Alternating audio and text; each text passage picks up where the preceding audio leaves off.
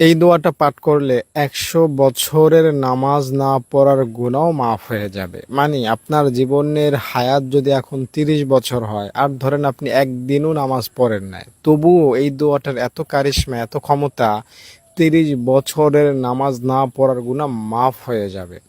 আপনার বয়স যদি এখন হয় ৭০ বছর, আপনি যদি এই দোয়াটা পড়েন তো আপনার ৭০ বছরের নামাজ না পড়ার গুনাহও আল্লাহ মাফ করে দিবেন। তবে নিয়ম কানুন আছে, দোয়াটা পড়ার সঠিক নিয়ম মেনে যদি দোয়াটা পড়তে পারেন তবেই আপনি উপকার পাবেন। নিয়ম কানুন সহকারে দোয়াটা এখন আমি বলবো, তার আগে অনুরোধ করছি ভিডিওটিতে একটা লাইক করেন আর কমেন্টে সবাই লেখেন আল্লাহুম্মা আমিন। যারা লাইক করলেন, কমেন্টে আমিন লেখলেন, দুহাত তুলে দোয়া করে আল্লাহ তাআলা আপনাদেরকে জান্নাত দান করেন।